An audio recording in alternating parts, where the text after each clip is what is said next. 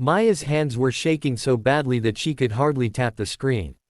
Her eyes were still wet from crying, and the hospital corridor felt colder than ever. She needed help, any help. Her baby nephew had been brought in unconscious, and the hospital demanded an immediate deposit before treatment. Maya had no parents, no savings, and barely earned enough from her part-time job to buy groceries. In desperation, she opened her phone and typed a message meant for her best friend. "Please, I need money fast, the baby might not make it. I'm so scared." She hit send without looking at the contact. Minutes later, she realized her mistake. The message didn't go to her best friend. It went straight to her new boss, Ethan Hayes, the CEO of the company she had joined only 2 weeks earlier. A man who barely knew her name, a man known for being strict, cold, and impossibly busy. Her heart almost stopped. She waited for him to reply. 10 minutes. 20 minutes. Nothing. Hours later, the hospital phone rang. Maya sat on the floor outside the ICU, hugging her knees. She felt sick with fear and embarrassment. Why would the CEO respond? He must have thought she was lying or bothering him. She thought of sending an apology, but she had no strength left. Then the hospital staff approached her. "A man called," the nurse said. "He asked about the baby. He said he's coming." Maya blinked in confusion. "A man? Who?" Before she could ask, the nurse added. "He said his name is Ethan Hayes." Maya's breath caught. Her CEO. Why would he call the hospital? 15 minutes later, the glass doors slid open, and Ethan Hayes walked in, tall, sharply dressed, and worried. His eyes scanned the room until he found her sitting alone on the cold floor. When he saw her, his expression softened for the first time she had ever witnessed. "Maya?" he asked quietly, stepping closer. She stood up shakily. "Sir, I'm sorry. I didn't mean to bother you. The message wasn't for you. I didn't want." But Ethan raised a hand gently to stop her. "You texted me by mistake," he said, "but I'm glad you did."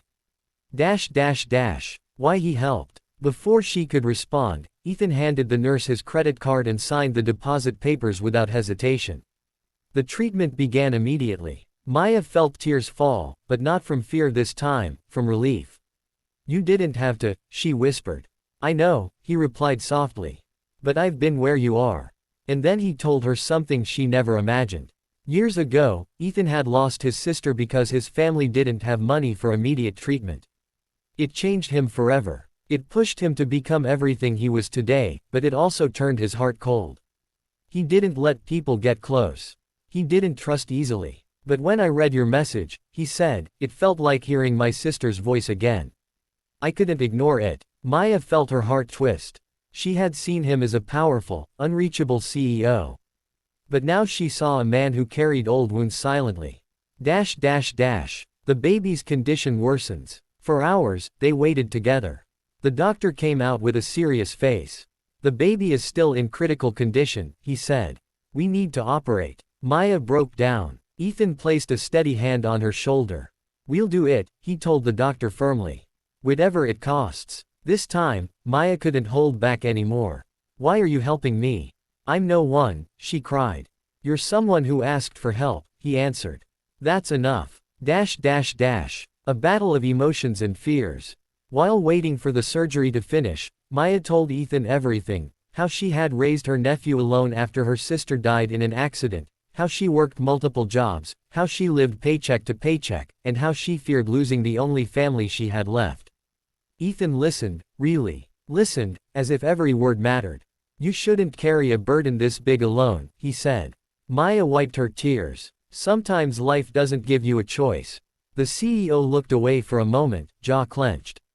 "Then let me be your choice, for tonight at least." For the first time in years, Maya felt like she wasn't alone in her fight. The surgery ends, and a miracle arrives. Hours passed before the doctor returned with a small smile. "The baby is stable. He will recover." Maya burst into tears, dropping to her knees. Ethan helped her up carefully. "Thank you," she sobbed. "I don't know how to repay you." "You don't need to," he said. "Just promise me you'll never stay silent again when you need help." She nodded through tears. A new beginning. Before leaving, Ethan spoke to the hospital privately. Maya didn't know what he said, but later the nurse told her.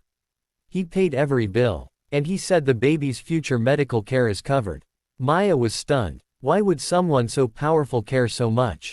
When she asked him the next morning, he looked her straight in the eyes. Because people like you remind me what humanity should look like, he said. And maybe, helping you helped a part of me heal too. The inspiring message. As Ethan walked away, Maya watched him with a grateful, full heart. She had sent a message by mistake. But maybe it wasn't a mistake at all. Maybe life had connected two broken souls at the exact moment they needed each other. And she remembered his final words. Never be afraid to ask for help. Sometimes, the stranger you fear bothering could be the one sent to save you.